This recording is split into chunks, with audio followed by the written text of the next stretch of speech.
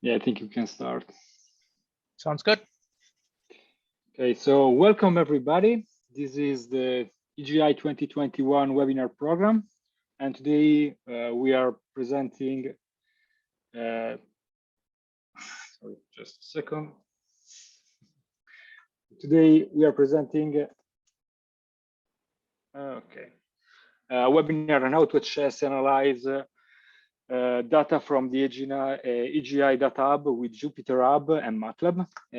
As a very short introduction, I just give you the general housekeeping rule. So I think for everybody, the microphone and the webcam is already closed. So we will make you co-host later if you want to. We would give you the right later if you want to participate. You just have to raise the hand. We will make that available to you. The webinar will be registered and we will make that available on our YouTube channel in the future. So you can go there. This is the webinar programming for this year. This is the third. This is the third event, and we have planned other 4 events for the next period. You can see the calendar. And our webinar is available also on the main website under just the webinars directory. If you have any problems with the webinar, please send an email to us just to support@egi.eu. And yeah, we can start with presenting our main guest today, which is Shabo, which is a science gateway strategy at Mathworks, and we will have also Enol Fernandez, that is a cloud solution manager at the EGI Foundation. I give them the floor. This is just my name, and yeah, welcome everybody. Thank you. Gianni, I will just share my screen now. I think that would be the easiest. Sure, you can. Okay. Okay, so I think everyone can see my screen. Oops, sorry, wrong button. Okay, so welcome to this webinar, everyone. And this webinar is about accessing and analyzing data from the EGI DataHub with Jupyter Notebooks, which now also has MATLAB on it. So that's the announcement.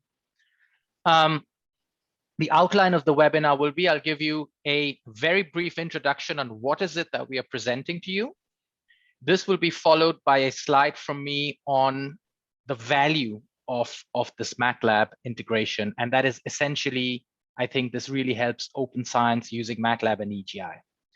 Following this, I'll hand over to Enol, who will walk you through the EGI, a little bit about the EGI and the logistics of the EGI notebooks and the EGI DataHub and how you can make this work. And then I'll tell you about how you can use your MATLAB license to avail of the EGI services. And then we will move on to the actual interesting part of this, I think, which is the demo. And we will show you a workflow of how this works live. Okay, so let's start off with the introduction. The main message today is that MATLAB is now available on the EGI notebook service. And the EGI is, I think, one of the biggest science gateways, or the biggest science gateway in Europe. So what does that mean for you, your individual researcher? It means you can create computational notebooks with MATLAB to put your analyses and your code in one document. You can share these notebooks with your community using the space that the EGI provides you using MATLAB. You can access and analyze public data via the EGI Cloud Data Portal. This is called the EGI DataHub, and Enol will talk more about this. And also, if you are producing data or you are a science gateway and you want to make your data available to other people, then you can also do this via this the EGI DataHub, and people can analyze that data using MATLAB or using other languages. Okay, so what would be the main value add of this integration with the EGI for the individual researcher? And I think it's really helping for you to take to do open science with MATLAB on EGI. Now, open science means different things to different people. And I think for researchers, in terms of how it affects your workflow, there are 3 individual components where open science can really help you scale up your research. So the first one is reading and accessing data. We all know that good, clean data is difficult to come by. It takes years to collect, and we want to reuse data. And so in this day and age of open science, we've heard about fair sharing and FAIR principles. And there are many public data sets that have been available now, according to these FAIR principles. And being able to connect to these data sets or contributing to these data sets helps the reproducibility and the reusability of data. And the EGI DataHub host is connected to many, actually hundreds of data centers globally that make this data available. You can also upload your own data and in collaboration with the DataHub, make that available to everyone. And the fact that you have the notebook service from the EGI on the cloud connected to that data cloud and now MATLAB on it means that you can analyze the data at source without any downloads, simply by accessing this through the browser. If you're a MATLAB user, you can analyze the data using MATLAB. The second part of your workflow that open science can really help is producing readable code, because when you access data, the main thing you do with the data is you do some sort of new analyses, and you want to share these analyses in a readable format with your community.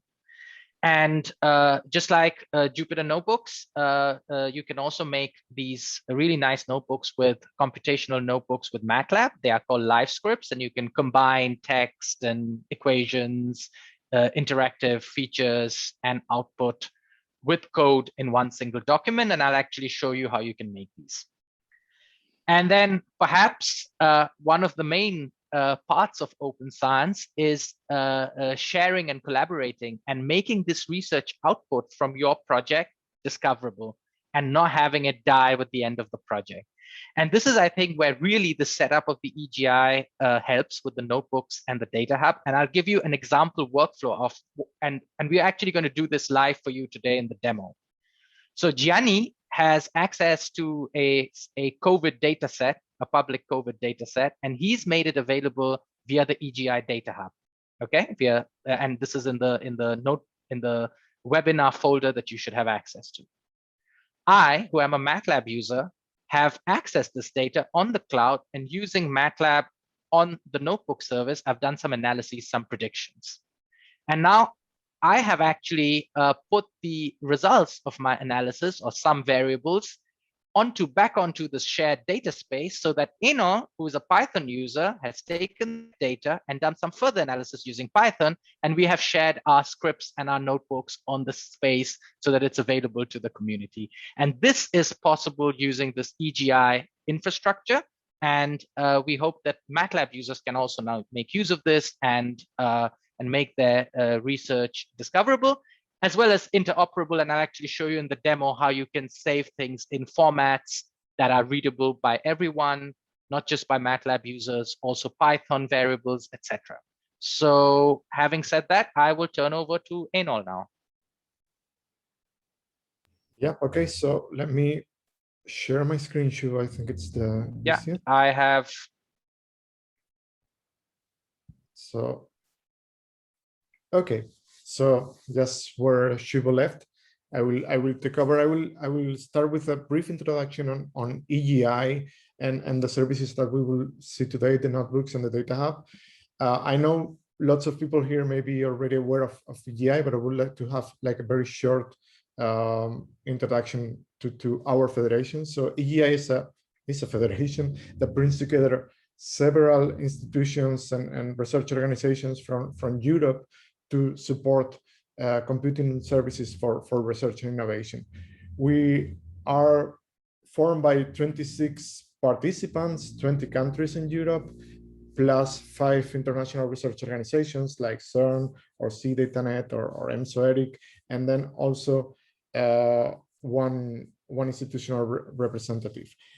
This altogether, we provide services for research, as I said, and just to give you some numbers, to give you an idea of the size of EGI, we have more than 200 high throughput compute providers where people can submit jobs to do their calculations for their research. We have a cloud computing federation with 22 providers, which this number is actually rising, and we are almost 25 now.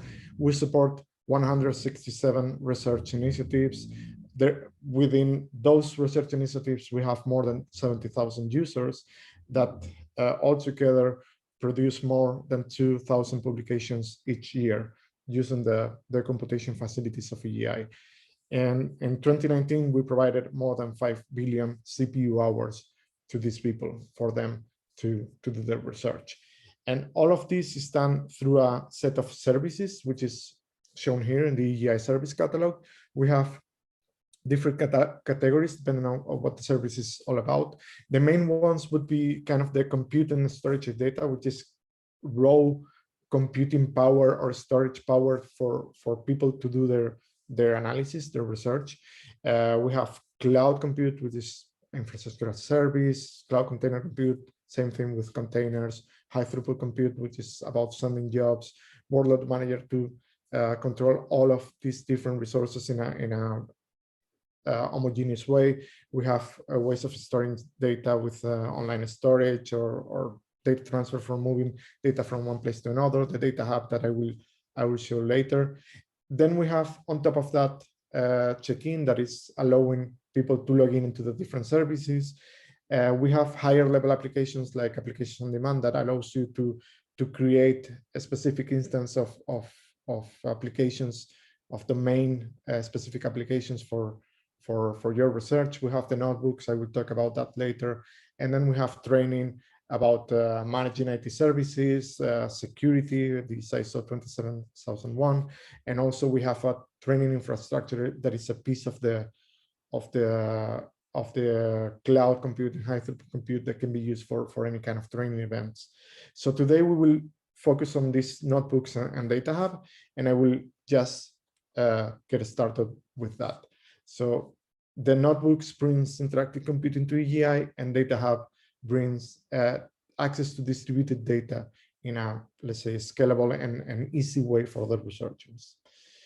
So starting a bit about the notebooks. So we rely a lot on Jupyter, which is an open source technology. It's a web application that basically from the browser, you can create these documents that are called notebooks that contain code, text, equations, visualizations, and so on. It's very commonly used in data cleaning, data analysis, artificial intelligence. It's very commonly used for teaching other people how to use things, and it's a nice way to share knowledge. So Jupyter is originally focused on Julia, Python, and R, but it's quite extensible. And today we are also bringing MATLAB here to the picture. So this is a screenshot of a kind of MATLAB notebook that we will show later in the webinar, and Shabo will guide you through this. So as I said, this document, the notebooks, is just a piece of documentation with code that you can easily share and make interactive analysis with it. So it has some documentation, it has some code, it has support for lots of languages. As I said, Python, Julia, and R were kind of the initial ones, but you have things like C++, or anything you may think of. It's probably already available in this notebooks environment. This is very interactive. It's all in the browser. As you go and you click execute, you will get the results, and you get this kind of nice plots, and even depending on the libraries that you use, you can even play with the plots and turn the knobs to see different regions or zoom in and these kind of things. So this is available, and this is running basically everywhere. You can host these notebooks on your computer. You need to run a specific software, which is the Jupyter Notebooks, and you can just use it. but this requires you to have this kind of server running on your laptop and manage that. I was forgetting, as I said, we are also adding MATLAB here to the picture, and basically it's the same thing. You have documentation, you have code, and you have this kind of interactive visualization available. So as I was saying also, you can host that in your laptop, but it's not probably the most convenient thing, because you really, well, you need to install some software, you need to make sure that you configure it in the right way. So there are other ways to access this kind of notebooks facilities, and this is where the Jupyter Hub comes into the picture. Jupyter Hub is a way to make Jupyter multi-user, and it's basically, well, a server that is able to authenticate users, create independent notebook servers for them, and just allocate resources for them to do their thing. And when they're done, it's shut down, and when they come back, they will have it again. So this is very convenient because you don't have to manage anything on your machine. You just go to a web page, type in your credentials, and you will be in. And that's exactly what we do with the EGI Notebook service. It is a Jupyter Hub hosted in the EGI cloud. So it's a place where you can just log in and get your notebooks as a service. This is the front page. If you click on start your notebooks, you will log in and start using. There is no need to do anything else. And you will have some persistent storage there for you.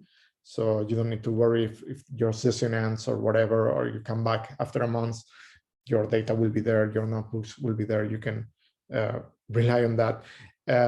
And it's easy to use from there other EGI services, because once you're in, we have your credentials. So you have your credentials within the notebook. So it's very easy to just use them to go to another service of the EGI service catalog. For example, from the notebooks, you can start a new virtual machine on the EGI cloud, or you can access the EGI DataHub, which is what we will do today. The EGI DataHub is a service that provides transparent data access under a common namespace, regardless of the location. So the DataHub brings together providers of storage on different places of the world and put them together with in a common namespace. Basically, if you have a space called the notebooks, everyone supporting that space will be hosting the same files, and you can see them from every place. So you can have open access to anyone. So you can have public data here, or you can have more restricted access to members of a virtual organization, which is how we call groups in the EGI terms. So basically, you can say this space is only for the people belonging to my collaboration, to this virtual organization. It has a graphical user interface access, which is just a web based interface, and also has API access, so you can programmatically access all the functionality, which is very nice. And that's why what we use in the notebooks to give access to data. As this is a distributed setup, it does replication of data to the different hosting providers, and it can be done on demand by clicking on a button. You can say just go and replicate the data, or it can be done automatically. If you try to access, it will be replicated. So this provides resiliency and availability of the data across the infrastructure. And as we are using the same common authentication framework, this EGI check-in, it's very easy again to integrate with other EGI services. Just a bit on the architecture of this. So we have like a central brain of the DataHub, which is the one zone that coordinates all the different storage providers, which are these one providers. This is the different data centers have one of these pieces of software installed and running. This one provider have some storage associated to it, and the storage is supporting a data space. A data space is just what the users access, and the data space can be supported at different providers. So in this case, the data space one is supported by this one provider, the big one, and the one in the bottom, and the two is in two different ones. And the one zone takes care of making data available or moving data from one place to another. So when you access the data, you will find it easily. And then for actually getting into the data, you can have several ways of doing that. You can use the one client that will make the data available as POSIX. So basically as a normal file system that you can use almost with any application, or you can just go with the graphical user interface or with a REST API based on CDMI, which is an open standard for accessing the data. So with all of that, you have the spaces. Here we are showing a screenshot of a space called the EGI Foundation. We have files there. This is like a regular file browser, just in the browser. You can upload files, download files, change permission. Well, these kind of regular operations are available. You can make available one of the folders as a public share folder. Here we have a link of an example, so that makes it easily accessible by anyone. Just click on the link and you will get easy access to the data. And you can even have a PID assigned to this share, so you can make this identifiable and can be used in publications, for example. So if you want to get started with DataHub, we have a playground public space that everyone is capable of accessing.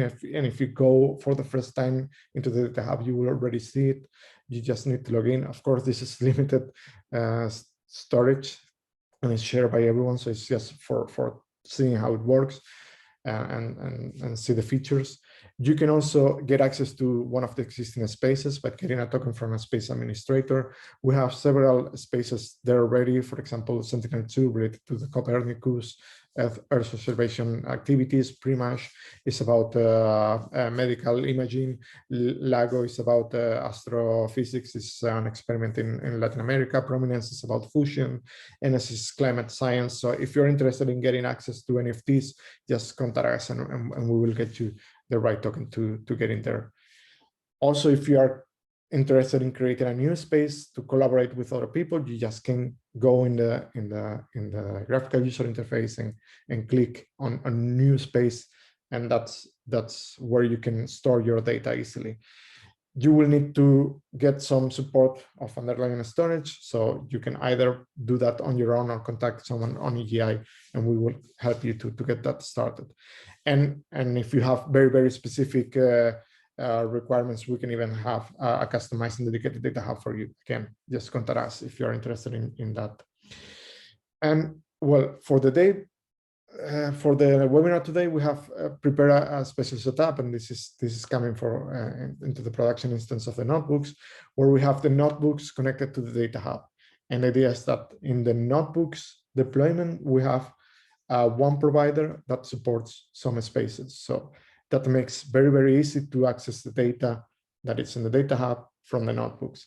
And what we do is when you log into the notebooks, we automatically go to the one zone, get access to your credentials, create a token, and mount your spaces as a local file system that you can access.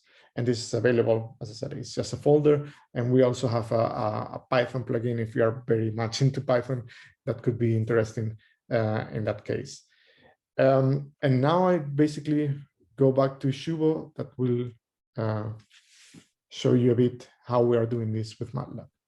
Thank you, Enol, for that walkthrough through the basic steps. I'll take over now again. You can see my screen, start presenting. So I just want to briefly talk about bringing your license to use your MATLAB license to use these services on the EGI. So all of the EGI services and access to MATLAB on the EGI resources is free for the following MATLAB licenses. If you click on this licenses link, it'll take you to a link where it explains the different kinds of licenses. I'll just give you a brief overview. Campus-wide licenses. We have many campus-wide licenses that cover entire campuses all over the world. And if you have these campus-wide licenses, they are supported. You can click on this link to check out if you do have a campus-wide license. And normally with a campus-wide license, you have an email address and a password linked a Mathworks account linked to your license. So to use the EGI MATLAB integration, you can just go in and enter your email and your password, and this is what we will do today. I'll show you how to do that. You can also use individual licenses where you have your own license and it's linked to a email, a Mathworks account with an email and a password.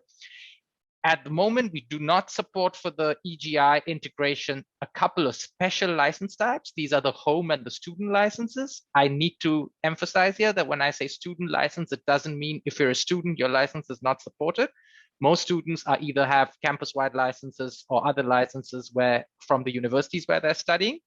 But if you have a special kind of license called the student license, then that will not work with this. Also, concurrent licenses. These are license servers that people run on-prem to take care of their users. If you have a license, if you have a concurrent license server running on the login screen, instead of the online license manager, you click on the network license manager tab and you enter your port and your host name of your license server. My recommendation is, if you are using such a MATLAB license server, get in touch with your administrator and point them to this link under licenses of how to configure their license server to talk to the EGI, and get in touch with us. We can help you there. You can use all toolboxes that you're licensed to use. The EGI supports, the EGI MATLAB integration supports all of the toolboxes.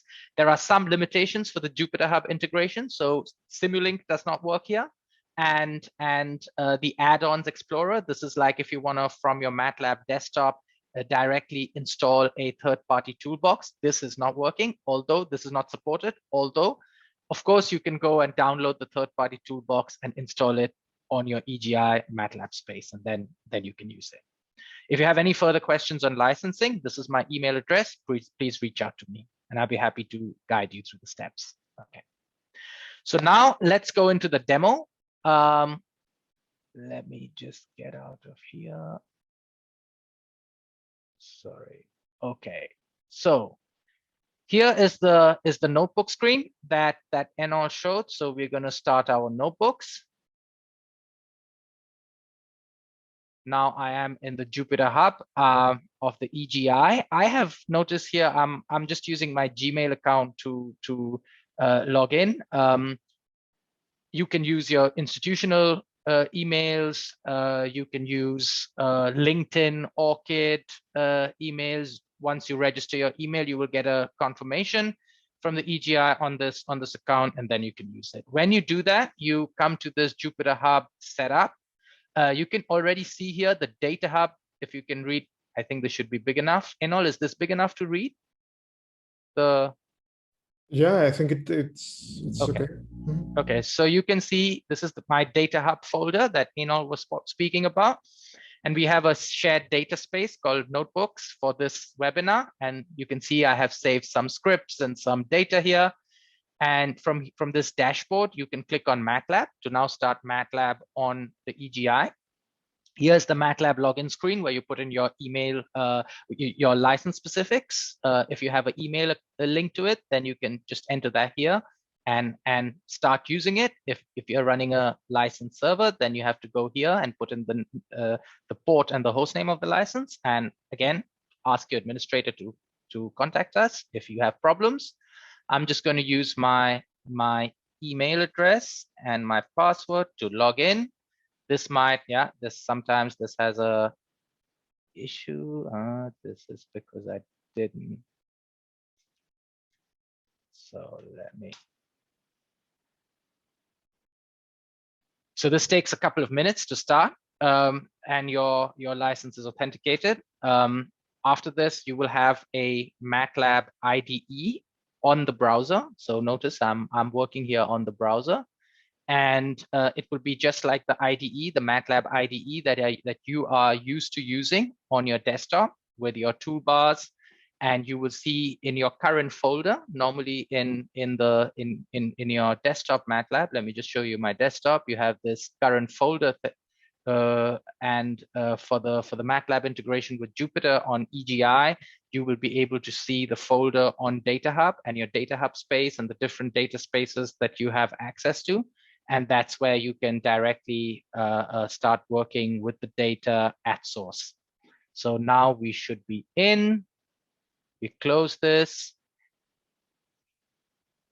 And you should have your MATLAB IDE. Let me just, for those of you who don't know this, give you a quick introduction. So this little button here, you can stop your session, restart it, sign out, etc.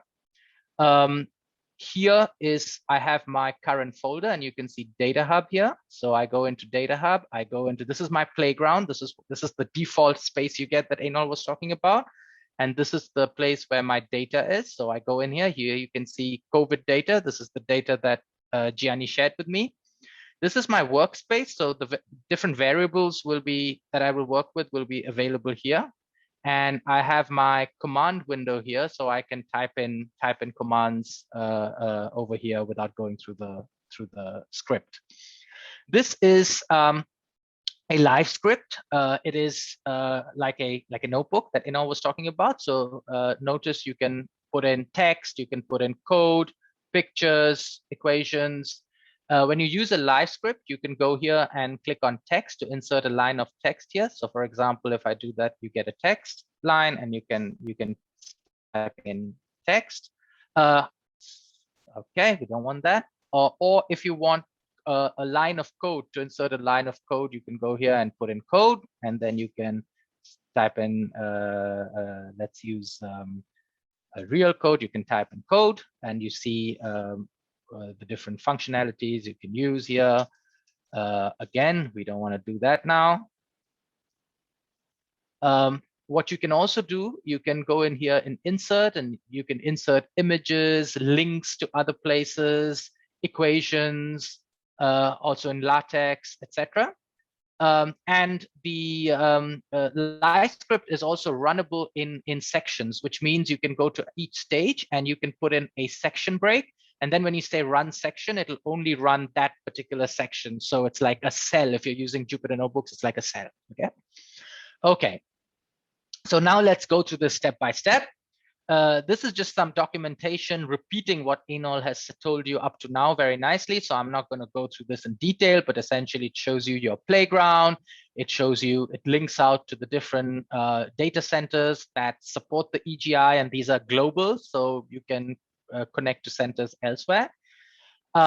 This is the consume token dashboard. So imagine you have a data center and you want to connect to it. You have to contact the administrator of the data center. You get a token, and then you go onto the Data Hub and you click on consume token and you paste the token, and that gives you access to this data space. Okay. Once you go to your data space, you have your data. So here you can see from the data space my folder structure, which is exactly the same folder structure that I see here. Then we already went through these steps. We click on notebooks. I didn't start a server from scratch, but if you do that, you will see a default environment and a MATLAB environment, and you have to click on the MATLAB environment. And then you come onto this control panel, which I showed you. You click on MATLAB, you sign in, and you're in. Okay. So let us first look at the data and what the data looks like. The data is in this folder, COVID data. Sorry, COVID data. There you go. So it's a bunch of CSV files, very common format, and each CSV file has a date attached to it. Okay. So I think there are, this is COVID data for the whole of last year, and it ends in February this year, this data set. Now you can read in a bunch of different scientific data formats in MATLAB. Here's a link to very standard scientific data formats like HDF5, NetCDF, etc. If you're interested in more discipline-specific ones, so Enol mentioned that PrimeAge is a biomedical imaging data space supported here. So DICOM, EDF, if you're a neuroscientist, NIFTY, BIDS. If you're using deep learning models, you can now access any of these models that use the ONNX interface, including TensorFlow, PyTorch. So check out these links if you're interested.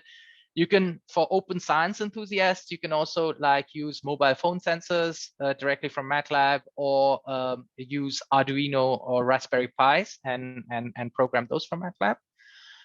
To read in this data, because this is a lot of different data, what we're going to do is we're going to use this functionality called the data store.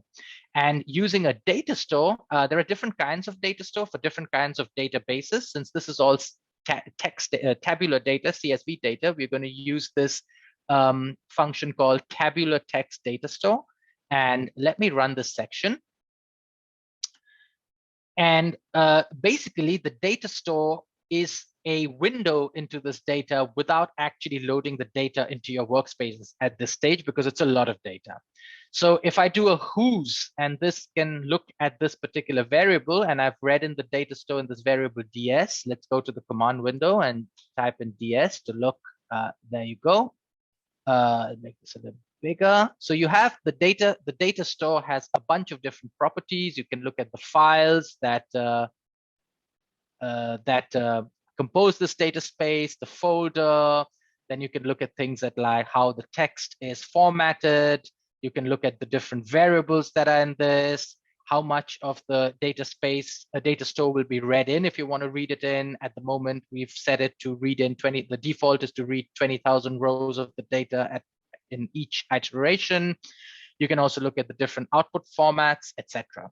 Notice that the data store here only has 8 bytes, whereas the total data here is about 195 megabytes of data. So working with data stores when you have big data really helps in looking into the data without overloading your workspace. With the preview command, you can look at what your data store looks like. So this is the data here is looks like this. There are different variables, provinces, countries, latitudes, longitudes, some statistics on the COVID infections, and then incidence rate, case fatality ratio. So now we don't want to read in all of this data. We're going to select some data that we want to read in. Okay, so what we're going to do is, first of all, we're going to read in only a specific range of dates, and we're going to read in dates from the 1st of April last year. I'll just run this section, 1st of April last year. To do that, because the date is here in the CSV files as the file name, we're going to take the file names. We're going to get the files using this ds.files command, which gives you all the files that make up this data store. We're going to extract the dates. We've extracted the dates using some simple string operations, and we've converted them into date serial numbers using this date num, which enables me very nicely to use logical operators. So I just say, I want to take all dates past 1st of April, 2020. And now I have told it, I've asked the data store to only use those files that I have selected here. So I have reduced the amount of data. The second part of reducing or selecting specific data here is going to be not using all the variable names, but only using certain variable names. So I'm going to use, this is a list of all the variable names, and I'm only going to use country, province, active, recovered deaths, and the latitude and longitude so that I can plot it on a map, okay? And okay, so this is done. So now that I've done this, I'm going to actually read in the COVID-19 data from this data store. Now there are different ways you can read this in. You can read this in all of the data at once using this read all command, or you can specify chunks of data that you read in. And for me, I'm going to specify chunks as files. So it's going to read in file by file in a loop. And what I'm doing in this file by file read in, this is going to take a little bit of time. The reason I'm doing this, and you might ask, why are you reading it file by file and not the whole thing? The dates, as you know, are not in the actual data, but they are in the file names. And I'm going to add for each file, I'm going to add a column with the date. And I'm going to do that so that when I later plot like dynamic rates of COVID infections, I have the date to plot it with. I've now converted this data into a MATLAB table. Tables are very handy for working with tabular data. This is a table. Let me just clean my command window here, and let me load this data. You can see in the data these different variable names. So it's really easy to filter out and work with large tabular sort of data. And what I've done here, I have converted the dates into a serial number, so it's easier to work with them. Okay, so now now that we have this data here, one thing that I wanted to show you, if you go to data, the tables, you can very easily query the different parameters. So you can, for example, say, I want the latitude, and if I hit enter, then it'll give you that column. What you can also do with tables, you can go to table properties and then look at the different variable names, and that'll give you all the different variable names here that are in that table. Okay. Now that we have the data in a table, we're going to select out a specific country. I've chosen Italy here as an example. Let me run this section. And what that's going to do is, if you look at this line, I've taken only those rows in the table where the country is the selected country. Now, if I look at this, there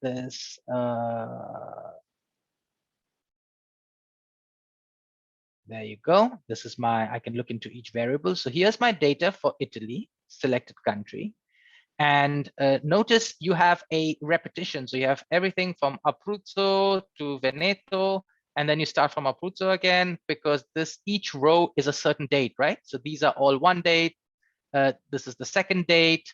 And I want to actually sum up all the numbers for Italy for each single date. And this is called a split apply combine workflow that is often used in data science. Let me give you an example of what this is. This is basically, so say you have a table. Here you have patients with heights and genders. I want to take the female patients out in one group and the male patients in another group. And then I want to apply some function on each of these groups. So I split the data by one variable and into groups, and I apply a function for all the other variables in these groups. And that is exactly what I'm going to do here. I look at the dates, and I use the dates to create groups for each day. And then I'm applying a custom function, which is just summing up all the numbers for each date and applying that on all the different rows. And this you can do pretty straightforward in MATLAB using this find groups and the split apply command. So once I've done that, I've now plotted my results in a bar graph. This is the standard, active deaths recovered. You've seen this many times in the past year. I hope we don't see this anymore soon.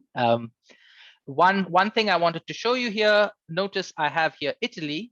Now, if you want the user to actually interact with this, you can change this very easily into a live control. So if you go to control here and you make it an edit field, and in this case, what will happen is the user can come here and use another country. So say I want to use Germany, and I hit enter, and when the user changes these values here, then the whole is automatically, or this section is automatically updated, and now you see the curve for Germany. Okay, great. Okay, so let's go back to Italy here. Okay. Now I'm going to do some simple fitting, which you can use the curve fitting toolbox in MATLAB to also do fitting quite straightforward. I'm going to take this curve of active cases, and I'm going to use this command, prepare curve data, which is a very simple way of preparing this for fitting. I'm going to choose a two Gaussian model to fit this, set some fit options, and then using this fit command, I can have a fit object as well as goodness of fit statistics. So you can see the SSE, the R square, etc. And then what I'm going to do is I'm going to generate a prediction. So I extend the number of days from the days that I have in my data set. And then I can use the fit object to generate a fit for this extended day. And you see this is the actual curve, and I've generated a fit with the two Gaussians to show that maybe during this time the curve might be falling. Of course, goes without saying, this is a very crude approach, so please do not draw any conclusions from this. Finally, using the mapping toolbox for the geoscientists out there, makes plotting on maps and using map data and geo coordinates very easy. What I've done here is I've used a single specific date and a group of countries, and I've used this command called GeoBubble to plot the number of active cases by province on this particular day in these 3 countries. And this is quite nice, because if you have the data in a table like I have here, then when you use GeoBubble, you can simply specify to the functions which column should be taken to calculate the size of the bubble, here the active cases, and also which color should be, which parameter should be used to select the color. And I've basically given each country here a single color. Okay, so now, of course, the last part of this is, okay, great. I took some data from Gianni and I did some analysis, and now I want to share this data with everyone. And I want Enol, who's my collaborator sitting in Spain, to do some more analysis on this data. And Enol is not a MATLAB user, he's a Python user. So how do I do it? So of course, sharing your data and sharing your scripts, you can go onto your data hub and you can just click on share and make this available. Live scripts can be shared in many different ways. So if you go here to save, you can export to a number of different formats, and that the code is available in a readable rendered format for people who don't have MATLAB licenses, for example, HTML or something.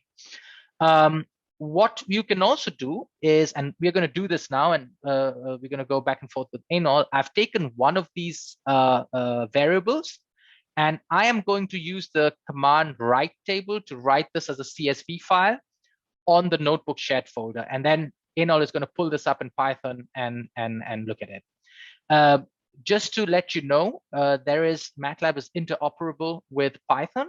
So what you can do is if you have somebody who's using Python, you can also save MATLAB data types as Python variables. So here I have saved this particular array in MATLAB as a Python array. Okay, and you can see when you do who's on this that it's a Python variable. Because Python is installed on the EGI's notebook service, you can go in on your command window and type pyenv, and you should be able to see there you go. Let me pull this over.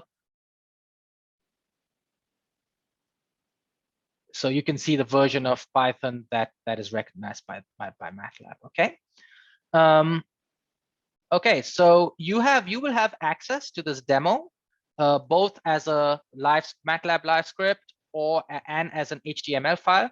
If you don't have a MATLAB license, here's some links to some COVID-19 data and research using MATLAB, if that's what you're interested in. Here's a link on using MATLAB for open science. And here are some on-ramps. On-ramps are completely free. You do not need a license.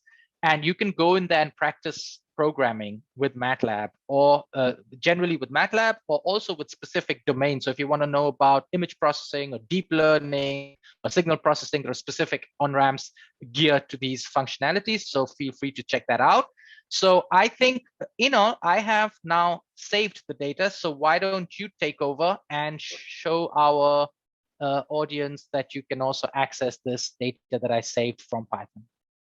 Sure. So hope you can see my browser.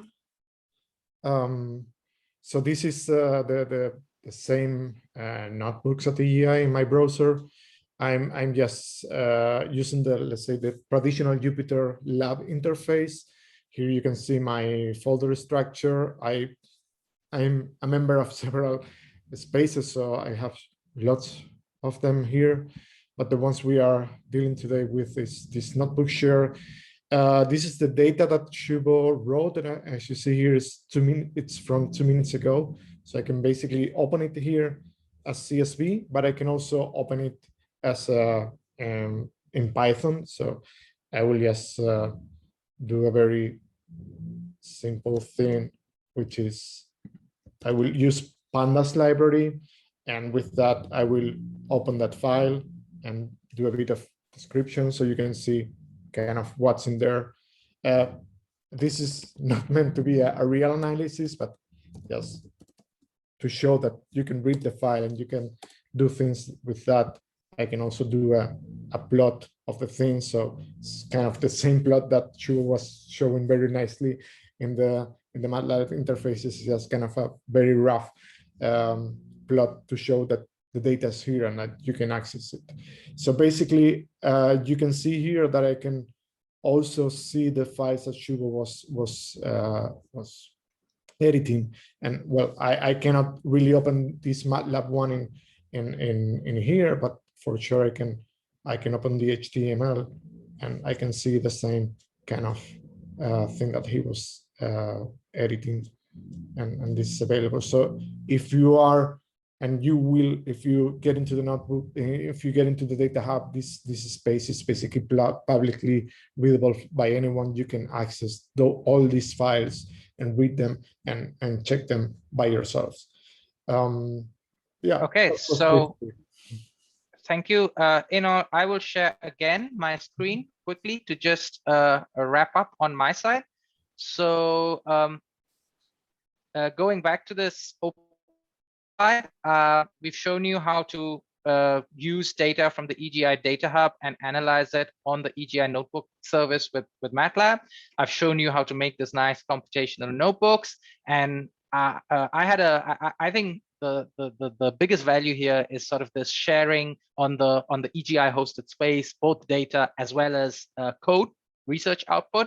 And I think we've shown you nicely how you can use how MATLAB users and Python users can together make up a community for a specific project. And using the EGI, you can nicely make your scripts and your data discoverable and also work with each other. If you want more information on general open science resources with MATLAB, check out this link at the bottom that I've put together. If you are a science gateway, and I know a lot of you guys have science gateways that use the EGI resources and would like to host your own community data space. And if you want to talk more, I work with science gateways. So if you want to talk more to me about ideas, about support, please reach out. You have my email in this slide deck. I've said this before, the demo notebook has been saved in an HTML format that is open for everyone, non-runnable but readable, and a .mlx file that needs a MATLAB license. Of course, you can download this and download a free MATLAB trial and open it if you want to. For the EGI, there is a doc to use the EGI Notebook service. We will, after this webinar, the webinar will be posted on the YouTube channel, and we will take the material from the webinar and we will put it in the EGI doc space so you can look at it. And these are our emails. So if you have any questions, please feel free to reach out. Also, we would like to contact you after this webinar. And if you do not want to be contacted, please let us know. Please let the host at the EGI know, and we will not. So that was it. If Enol has something to add, I don't know, but otherwise from me, that was it. And I'm happy to take any questions now.